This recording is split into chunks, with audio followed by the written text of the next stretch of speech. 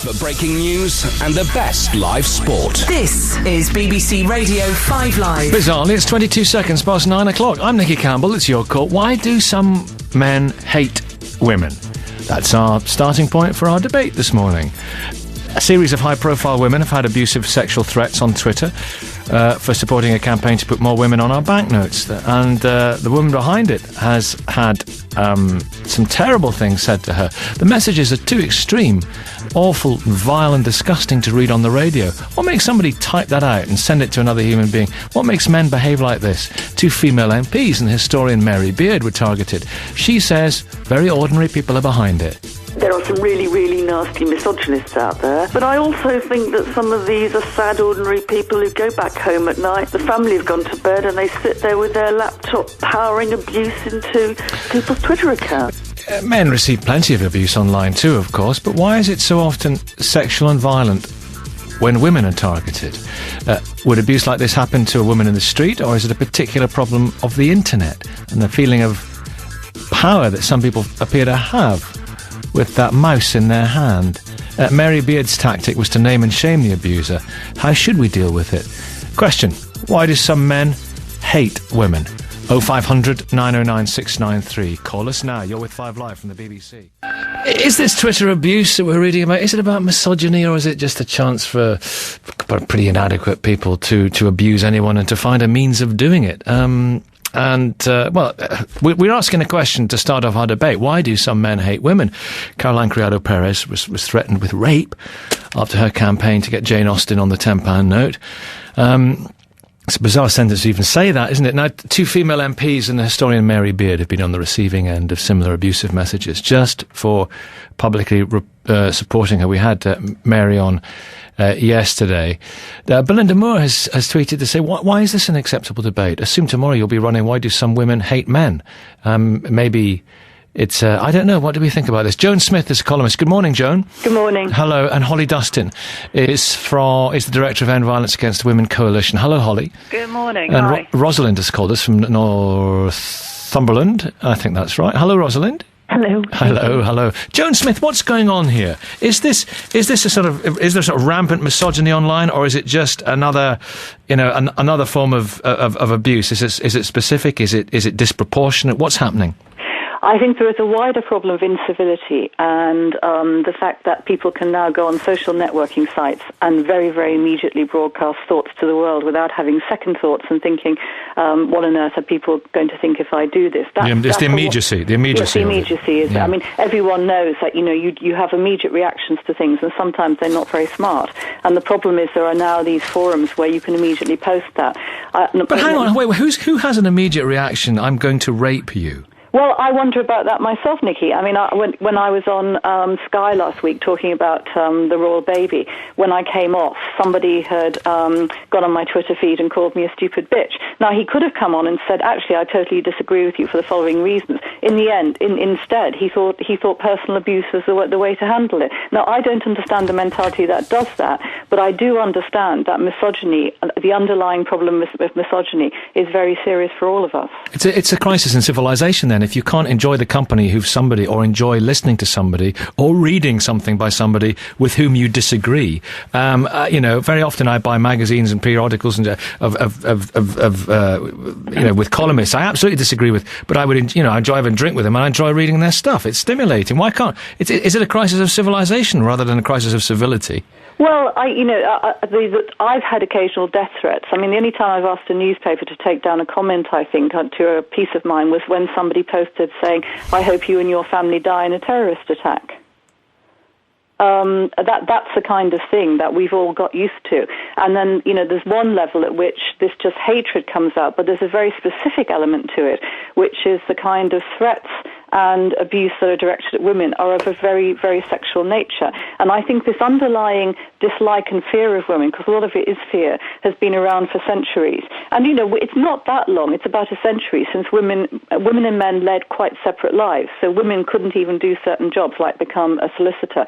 And so I think men were actually protected against these kind of underlying feelings by the fact that they were able to avoid women so much. Yeah. Now, I think what you're seeing is a lot of younger men particularly who are angry family, who maybe haven't got a job, who don't like what's happening to their lives, and they're using women as scapegoats for their own feelings of inadequacy. But it's not just women, is it? Because if you look at, if I follow Twitter, there's appalling abuse towards Muslims, there's appalling abuse towards atheists, there's appalling abuse towards people who are in the EDL, there's appalling abuse by people in the it goes on. It just seems to be that people just enjoy abusing people. Yes, that's the wider problem we're talking about. But I think what's different is that it's unusual to see these threats of rape against all those groups you're talking about. I mean, I get abused as an atheist as well. But the specific abuse and the description of women in four-letter words and referring to body parts and pubic hair and so on, that seems to be specific to women who put their head above the parapet. Holly Dustin, is that right? Is Joan right? Is there something specific to women who put their head above the parapet which makes some men particularly uncomfortable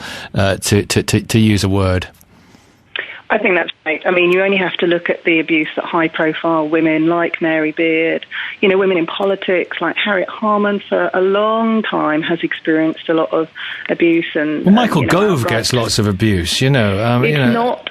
Yeah, but it's not in the same way. It's not directed at him because he's a man in the same way that it has been towards Harriet and Harman, and we've seen with Stella Creasy this week as well, that's directed towards them because they're female. And there's a real kind of anti-democratic perspective to this because we see the internet as being very open and freedom of speech and allowing people to have their say on these social media platforms, and that's right, of course. But the other side of it actually is that when you have a lot of rape threats against women, when women are abused and harassed for speaking out or campaigning, and particularly feminists, that's actually very silencing and very censoring. So, and that's deliberate. As Joan says, there's this kind of real backlash against women speaking out. So it is something that we have, it's obviously misogyny is a problem that well predates the internet, but there is something about the internet that allows the kind of anonymity and the repetition of abuse very easily. Is something that we kind of need to address. And I'll just give you an example. When the footballer Ted Evans was convicted of raping a young woman last year, the young woman was immediately subject to a torrent of abuse. She was I remember that. Yeah. On Twitter and on Facebook. It was, and part of that is about the ease with which you can just retweet, her name, which was unlawful, and actually that resulted in 10 people being convicted because that's a criminal offence. So I suppose there is something about recognising that actually what's a criminal offence in the offline world is also a criminal offence in the online world, and I think we need to kind of recognise that as well. Has it made people nastier, Joan Smith, or has it... Rosalind and other callers, I'll be with you in a minute, 0500 909 693, and thank you, do call us. Joan Smith, is it made us nastier, or has it just tapped into that reservoir of hitherto unexpressed nastiness? Well, I think the reservoir was always there. I think what this is doing is that when one person does it and gets away with it on Twitter or on a social networking site, it kind of legitimizes it in the eyes of other people who might have those thoughts but haven't expressed them. And I think there is definitely, over the weekend, when these rape and violence threats started to Caroline Criado-Perez and then Stella Creasy and Claire Perry, you can see an element of men egging each other on, and one man thinking, well, he did that, I'll join in. And I do think Holly's right, this is a free speech issue, because this is not a defence of free speech, it's an attack on it. Because if a woman is getting sustained abuse and threats of rape, and of course when you're getting these threats you don't know if they're idle or if somebody is actually going to go to the trouble of tracking down where you live. So the effect is a kind of almost like terrorising. And I think that the problem is what message does that send to other women who might be thinking, I'd like to be in public life, I'd like to stand for Parliament or the Council, or I'd I'd just like to set up a site or something like that. Women now know that if they go onto a site like Twitter and they start talking about particular issues, there are kind of buttons that will get pressed. I mean, there's a legitimacy to it on Twitter, though. It seems it has a sort of faux legitimacy, because I remember before I was on the radio, before my 15 years ago now, when my wife was pregnant with our first child, somebody writing saying, I hope your child is born dead, and things like that. And it was a letter, and I would just, put for goodness sake, and tear it up and threw it in the bin. Yeah. But now it's different. isn't it? Yes, because to write a letter, you've actually got to not just have the thought. You have to get some paper and a pen, and you have to write it, and you have to put it in an envelope and address it, and you have to take it to a post box. And that's a long enough process for most of those people actually to think, I'm not going to bother with this. Yeah. But with Twitter, it's incredibly easy. You just have to pick up your bada boom, iPhone. bada boom. Yeah. I tell you what, Rosalind, allow me to go to Paul. We need to hear from a man here. Paul in Manchester. Good morning, Paul. Good morning, Nicky. Thanks for getting in touch. What would you like to say? Well, I think my feeling on this is that I think this sort of stuff's been around for an awful long time. I don't think the human beings have changed much, but I think your last speaker was quite right. It's the immediacy that this technology allows people to, to broadcast these sort of things to a very, very wide audience, where before there'd have just been a sort of an impotent voice shouting in a bedsit. I think this is an issue of technology, not of human beings, in the sense that we cannot evolve as fast as our technology. We can't change and evolve our society as fast as the technology. As fast as technology. It's it's going to take an awful long time for us to socialise ourselves as creatures. If you think about it, we used to live in very small groups, and if you were abusive, then you'd get it right back at you. But now you can almost be anonymous. Well, it was interesting. The guy who was so insulting to Mary Beard got it right back at him, with people responding to him and then threatening to tell his mother, that he very quickly backed down. And that was a kind of quite an encouraging form of self-policing, wasn't it, of Twitter, of people Absolutely, on Twitter. I think the fact that they had to tell his mum is very telling, actually. But I think misogyny has been around for an awful long time. There's a lot of men out there who feel powerless or embittered or emasculated for all sorts of reasons. That's not an excuse, but I think it's just an easy way to vent spleen at some people who are trying to make a genuine point. Yeah, here's Rosalind. Do you think misogyny is a particularly pointed part of this, Rosalind? Is it distinct for you amongst all the many forms of abuse? No. That's a straight answer. Mm-hmm. No, I think, your previous caller covered quite a few points I would have made. I think it's giving people who are very inadequate feelings of power. Yes. That they don't have anywhere else in their life. And if all they... I'm not on the internet or anything. Can't be bothered with that stuff. And people just sit there all day, all night, doing things anonymously, getting caught up in things. Why can't they get a life? Go out, meet people, get jobs, behave properly to each other. Well, they do that as well, but they're on their phone all the time. Yeah, but treat people as you wish to be treated yourself. Excuse me, if I could finish. Or if it was your daughter or your son. It's absolutely ridiculous. Yeah, go on, Holly.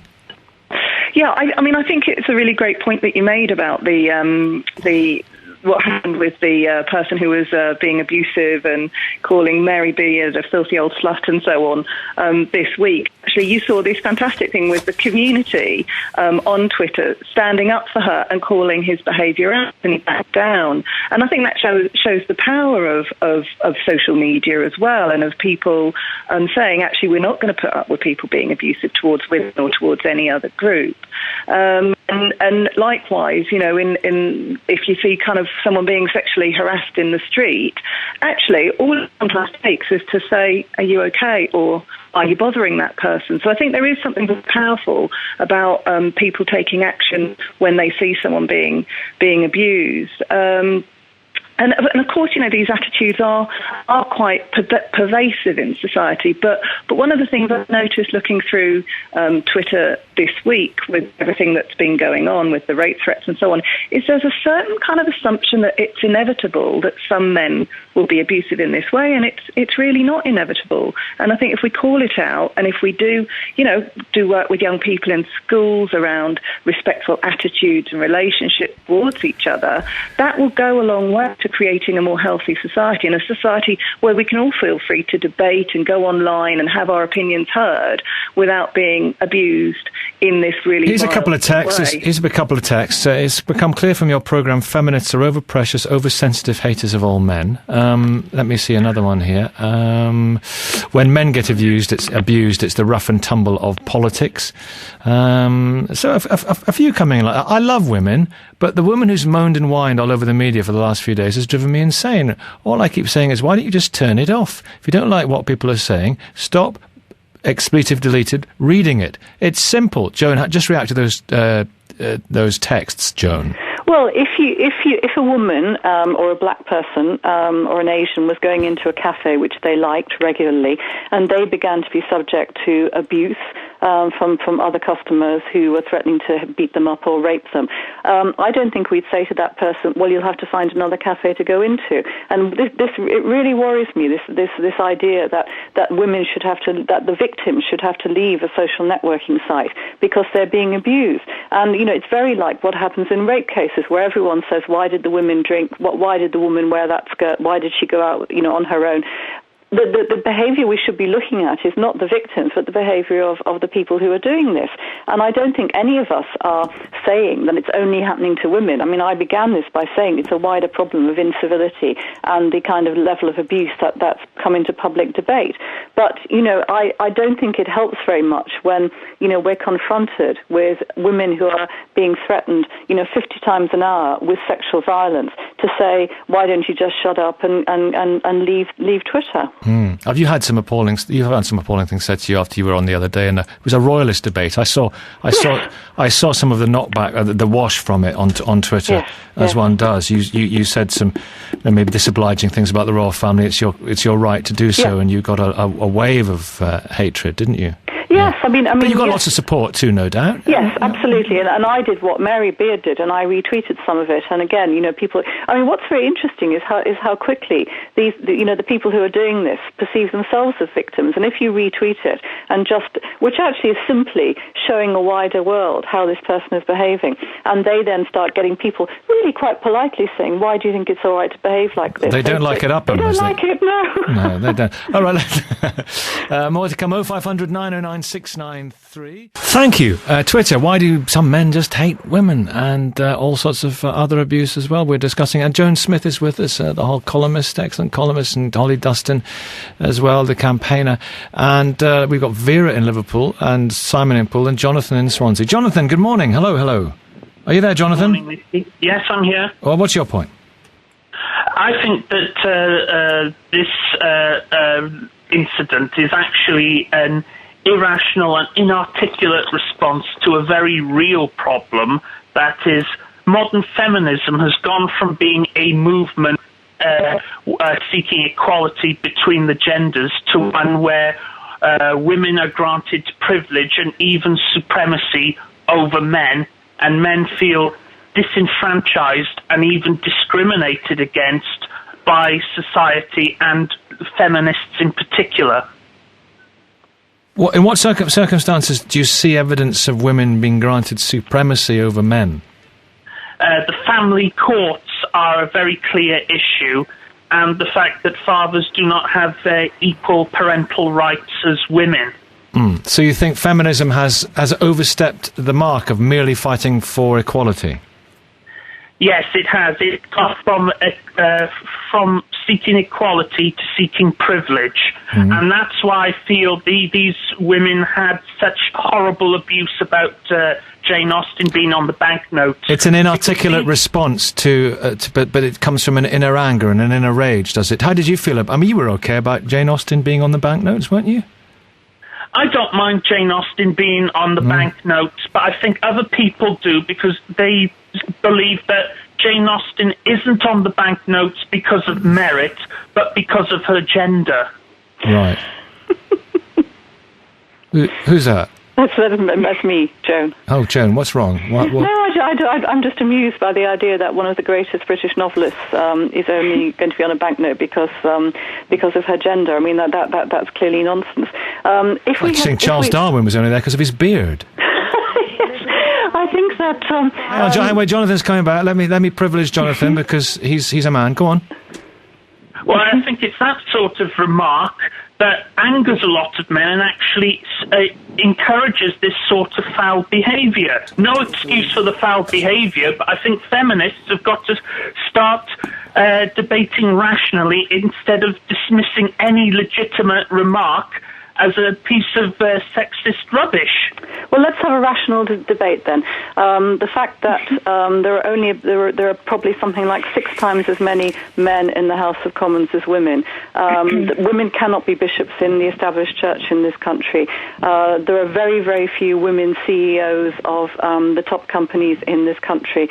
We don't even have equal pay for women. The vast majority of people who get the minimum wage and work in minimum wage jobs are female. That doesn't seem to me even like a situation of equality, let alone privilege.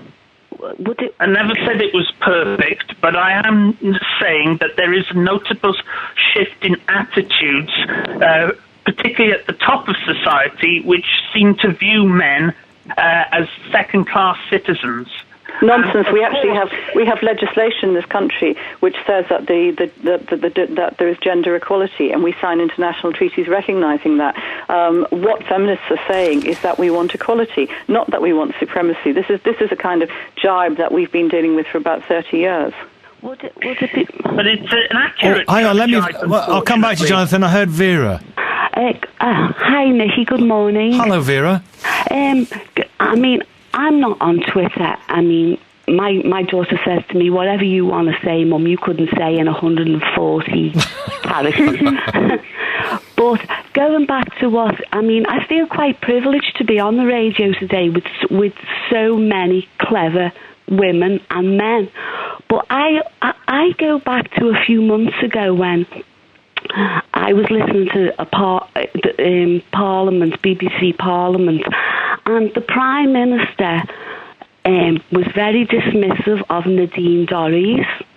He told he said he was frustrated or something. Yes, that was it. Right. He told another fellow MP to calm down, dear. Then you had William Hague not shouting, that's the wrong word, saying to a colleague or from another party, obviously, stupid woman. Then you had a lady who was standing up in a particular outfit and people making like tiger remarks behind it or leopard remarks because she was wearing an outfit. Now, that's in Parliament. Casual sexism, this is the thing you're talking about. But, I mean, I don't hate men, and I would hate to think that men hated women. But my husband this morning, when he was listening to you this morning on the radio before he went to work, he said, does this actually go on now in the 21st century, 2013? And I said, well, obviously we're missing out on something here. Maybe we should be on Twitter. But I mean, I've got a daughter and I've got a son, and I would hate to think that my son felt about women the way some of these men speak about women. It beggars belief how they can even formulate these thoughts. Well, I watch Mary Bird on the BBC Two, something about Caligula the other evening, and the woman has got the brain of a planet. She's amazing. And I mean, why would anyone want to insult Jonathan, her? why would anyone feel threatened by that? I would be threatened by it. I think it's because most of the women in public life come across as very shrill and bitter and angry, particularly towards men. I'm just sorry, for being men. I disagree. Many people view Harriet Harman as a persecutor of men. Mm-hmm. Do you view? And that contributes to this vile abuse that all women get. It's Joan Smith. It's fascinating hearing Jonathan articulate this, isn't it? Well, it's classic victim blaming.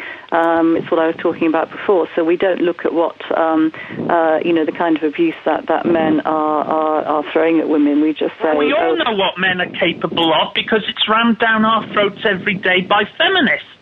But we don't hear what the feminists get up to, which is just as bad. Which is what? I actually... Which is what? All right, Jonathan. Thank you, Jonathan. Let's hear Joan. Thank you, Jonathan, for now. Let's hear Joan. No, I'm just wondering what he thinks feminists get up to, which is as bad as going on Twitter and threatening to rape and murder people. I am co-chair of the Mayor of London's Violence Against Women and Girls panel. I spend a lot of time going to meetings where we talk about, how we can protect girls from female genital mutilation, how we can make sure that women feel okay about reporting rape in the capital city. I don't think that's anything comparable to issuing rape threats. Thank you very much indeed, Joan Smith. Thanks for coming on this morning. Thank you, Holly Dustin. Thank you. And some very interesting calls. It's 9:32. Why do some men hate women? We're talking about this whole arena of Twitter abuse, people feeling able to say things on Twitter and pressing send, things they would never say to someone's face. Where does it all come from? Where's that anger? Where's that hate? What's the source of it all? 0500 909 693. Here's Simon with the weather. Right now we're discussing all the abuse on Twitter. What is it about some men that they hate women so much? Is it just about men hating women, though? Nicky Clark, Disability Rights Campaigner, joins us. Hello, Nicky. Hello. Hi. Simon's in Poole, and Hilary is in Northumberland, and Mark's in Plymouth. Good morning, everybody. Morning. Morning. Oh, yeah. I think, Simon, you've been waiting a while, so I'll come to you first. All right? Okay. All right, on you go. The point I'd just like to make this morning is I'm quite shocked to hear some of the guys that have been coming on and apparently trying to justify the messages and the tweets that have been sort of banding around on Twitter to these sort of three really unlucky ladies, really. It's quite shocking. It just typifies the ignorance that is still so pervasive in our society. It really does. It's scary that we're still in a place where people feel it's appropriate or justifiable or necessary even to sort of send messages where they're going to say they're going to rape somebody. I know. Could you imagine it? Having the formulation of a thought in the first place, which would lead to you typing something? I mean, it defies belief, doesn't it? Absolutely defies belief. And I just find it just as a person, not necessarily talking as a man or woman or whatever else, as a human being, I find it completely abhorrent that someone would say something like that. I mean, if someone was to say something like that to me, I'd just be like, man, you need to go and get some help. Seriously, come on, you need to go and have a chat with someone or just get some issues off your chest or whatever. And I find it amazing that there's you've got some guys coming on. I mean, obviously you have to have both sides of the story. You have to have both sides of an argument. But I just cannot fathom in my mind how anybody can justify sending that kind of abuse. Having a sensible discussion about it, absolutely no problem. But that kind of abuse is just, there's no place for it. Some people just feel so threatened. Nicky Clark, you did fantastic disability rights campaigner. Follow you on Twitter, but you've had over various issues over the years. You've had some atrocious things said to you, haven't you? Yeah, over the 5 years that I've been campaigning online, it's an issue of silencing, effectively. What are they so angry about? Is it because you're a woman? If you were Nicholas Clark, would it have been different, do you think? Oh, I think so. I think definitely. And I think the thing that differentiates it is the way that the abuse is targeted. So I'm targeted for my looks. I'm targeted for, I've had death threats. I've had rape threats. I've had the same range of abuse that people are talking about. And I think I do understand why people feel so strongly about the report abuse button on Twitter, but I do feel that we need to take a greater responsibility, and it's a much, much wider problem because Twitter is the people who are tweeting. There's an issue around anonymity, often, targeting people who are not anonymous, targeting people who are writing about crucial issues. And I think we need to collectively take a stand, as has been done, but also recognise that the problem is much, much broader, and it ranges from the very extreme threats that women and men are receiving right the way through to the type of Twitter mobs who target people like me and will bombard their accounts in an attempt to silence. Over what? Give us an example. I mean, you had some business. Ricky Gervais, he's a good man, Ricky. And you had a grown-up conversation with him about some use of language a while back. I did. And a lot of people got on your back, and I'm sure Ricky was appalled by that. Tell us about all that. Well, I mean, obviously, the story was around his use of language and a reclamation issue of language that he felt was outdated and no longer used. And, of course, I got all of his fans targeting me, but what was much... Well, not all of his fans, but you got some people who purported to be fans of his targeting you. I'm sure some of his fans were in agreement with you, but I know what you mean, yeah. The point being that lasted for a period of time, which you often get with fans of any celebrity who they feel is being attacked or challenged. As you quite rightly said, the conversation that he and I had was very measured and very calm, and once he'd realised, he made a determination never to use that language again, which was a good result. However, people who don't like Ricky Gervais targeted me for an awful lot longer, and that's gone on for over a year. Comedy forum threads that had 37 pages detailing my looks, my writing, everything you can imagine. And again, in an effort to silence, I feel, about when you raise issues that people feel challenged over personally, it raises heckles. And I think one of the issues that people say is, come offline, close your computer, it's as simple as that. It really isn't as simple as that, because there are lots and lots of people, because obviously I was a carer at the same time, and so, social networks are a lifeline for very many people, and they can't just be told to shut up because people don't like what they're saying. How upsetting is it? It's devastating. I mean, I find it difficult to talk about because people feel that you're making a fuss about nothing. But actually, it's a much wider issue than that. It permeates everything. You can't unsee comments that have been sent to you. People set up anonymous accounts. They write blogs. I've had blogs, Storyfies. The whole range of things permeates your day, and you want to be able to walk away, but you really can't. And I mean, I have now a harassment folder, which I was advised to keep so that you can detail. And knowing that I was coming on today, I read back through some of the comments, and some of them were about my mum, who was dying of Alzheimer's. Some of them were about my children with autism. A lot of them were about me. But how does this widen debate, and where can we start to draw the line as individuals? Let's speak to Hillary. Stay there. Let's speak to Hillary. What's going on, Hillary? Oh, hello. Hello. I'd just like to firstly say that I agree with everything that everybody said, the last two callers. Yeah. But what I'd like to say is, I don't think that it's particularly men that are cruel to women or abusive. I'd like to say that when you read in the newspapers and you read Amanda Platel or Liz Jones, I think they are equally as abusive, and to people who really can't get back at them. But look at all that stuff recently from some women, journalists and columnists, about the Duchess of Cambridge's bump and everything like that. That's what I'm talking about, and I think it's just a sign of society. I think Twitter's just a part of it. I think it is a much broader issue. I think we're just a cruel race of people now, and I think people, even comedians and everybody, just get Ricky Gervais probably as well. They just make a living out of being cruel to people. And Amanda Platel, nobody can get back at her, and it's always about what they look like, the size, what dress they shouldn't be wearing, what they shouldn't look like, and really it's only opinion, and they shouldn't be allowed to do that. But they do, and the people who are on Twitter, at least they go on and they expect some response from somebody. The people who are talked about in the newspapers don't deserve it because they don't ask for it. I'm not saying they do on Twitter, but it's a totally different thing, and I think it's just we're cruel now to people of how they look, the size. What is that all about? We have robust debate on this program, every day. But the minute somebody resorts to abuse, they cross the line. Why can't we just have robust debate and agree to disagree and say, look, I disagree with you. Here are the reasons I disagree with you, and then maybe people don't feel they can do that in 140 characters. Maybe that's something to do with it. Well, Nicky, go on. Sorry, I beg your pardon. I think there's a dehumanising that happens, and that's a dehumanising of whoever the target is. Now, that target can be someone who's a big celebrity like Ricky Gervais, like yourself, Nicky, writers like Caitlin Moran. They are all seen as dehumanised, and I think where we need to step away from it is say nobody deserves this, whether they are an A-list celebrity or whether they are a carer, a campaigner, a disabled activist. nobody deserves this. It's not a popularity contest.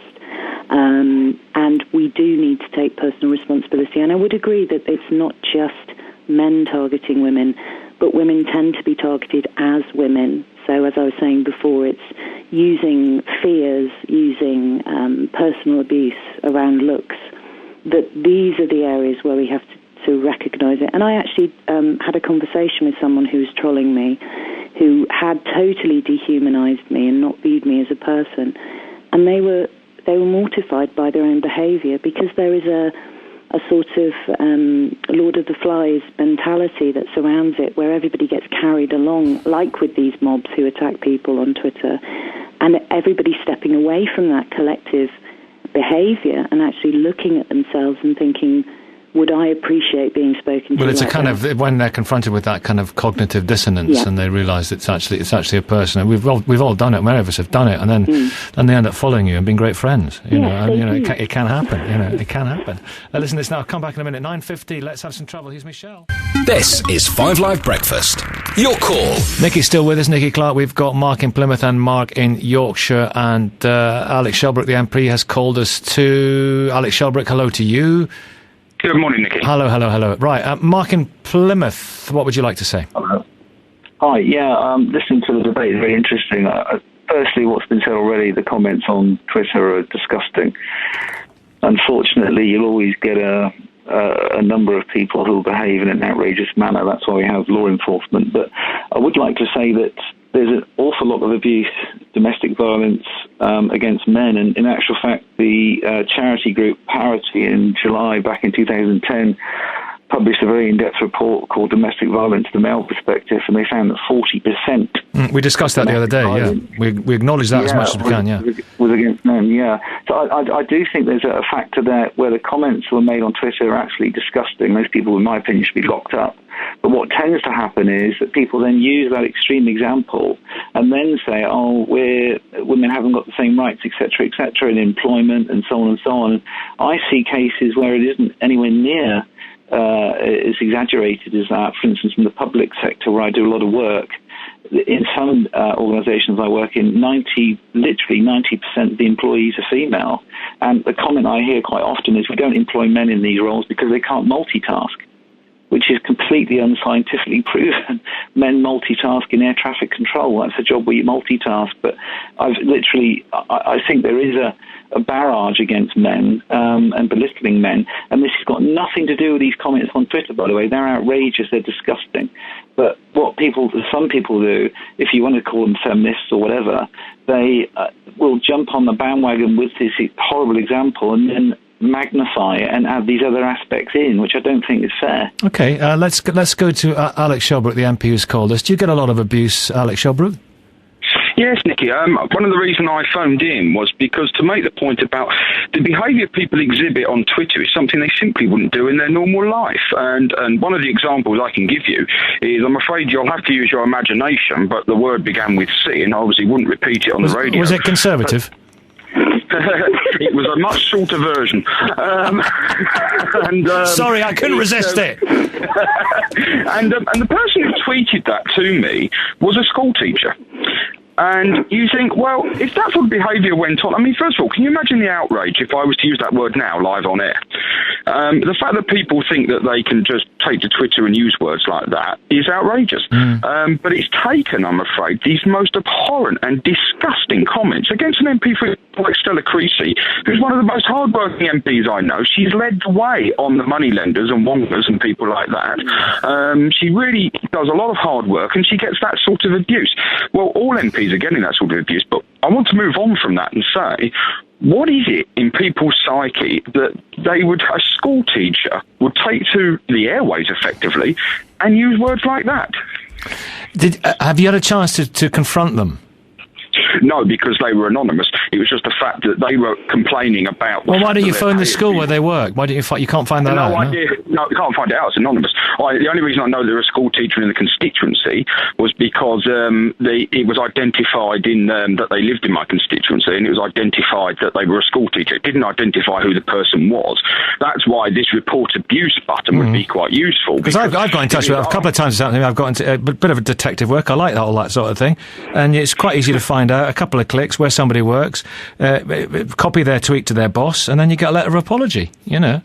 If it's particularly vile. Allow me to come to Mark in Yorkshire. I think he's going to back you up with some of the points about abuse. Go on, Mark. Hi, yeah. Well, kind of responding to what Alec just said, the reason people do say these things on Twitter, obviously it's very easy to sort of get behind the keyboard and spout all this abuse, but I think it's partly because, well, staying on this topic, men, inverted commas, hate women because they feel threatened by them or even jealous of them, because women are rightly becoming more powerful in society, and this is not historically what has been happening. You know, because historically it was a very male-dominated society, and I think some men perhaps feel nervous that their previous monopoly at the top of society is being usurped, as it were, and maybe they're lashing out because of their own insecurities. All right. Do you think that's it, Nicky? People lashing out their own insecurities. Do we see these people as inadequate, or do we see them as dangerous, Nicky? I think it very much depends what they're doing. I think putting people's home addresses online, that is definitely dangerous. I think there was also an example, as we saw with what happened to Mary Beard, when that guy was challenged by his mum being told, I mean, he was most definitely inadequate. So I think there's part of the tall poppy syndrome. I think it's... people are very angry at the moment. I think when you have an age of austerity as we're going through, people want to blame someone, and they want to take out their frustration and their anger, and they want to be heard. And I think that one of the saddest things is that, for me, is seeing the increase in it. Once people can't make a distinction between being known for being foul because they've sent a rape threat to a celebrity with actually achieving and making a difference in the world. So this distinction around fame is pretty foul. Yeah. But Alec, as a Tory MP, as an MP, as a person who sits in that place and shouts, is that any good example, the sort of noises that come out of there, the abuse that, no C words, obviously, but some pretty rude stuff that flies across the chamber? What sort of example are you setting? Yeah, I mean, there's always this debate about what goes on the chamber at Prime Minister's question time, and indeed it's often referred to... And the casual sexism, the Prime Minister saying, calm down, dear, and Nadine Dorries is frustrated and all that, you know? I mean, you get things on both sides which aren't acceptable. At the end of the day, I'm glad the Foreign Secretary stood up and apologised for what he said, and I think the Prime Minister clarified his position at the end. Equally, a particular Labour MP, one of their front benchers, sat there and throughout a speech, kept just shouting out, "Why are you so fat? Why are you so fat?" Which, you're thick-skinned, you take that on the chin. But you get that behaviour on both sides. What I think is... You've got 10 seconds. What I think is interesting is what drives people to do things that they just simply wouldn't do in their normal life. Using the C word, if you were a school teacher, that would be in detention. It would be parenting. Yeah, interesting. And a good point. Thank you all very much indeed. And Victoria is next. Have a really good Tuesday. I'll see you tomorrow morning. Ellie will be here at 6.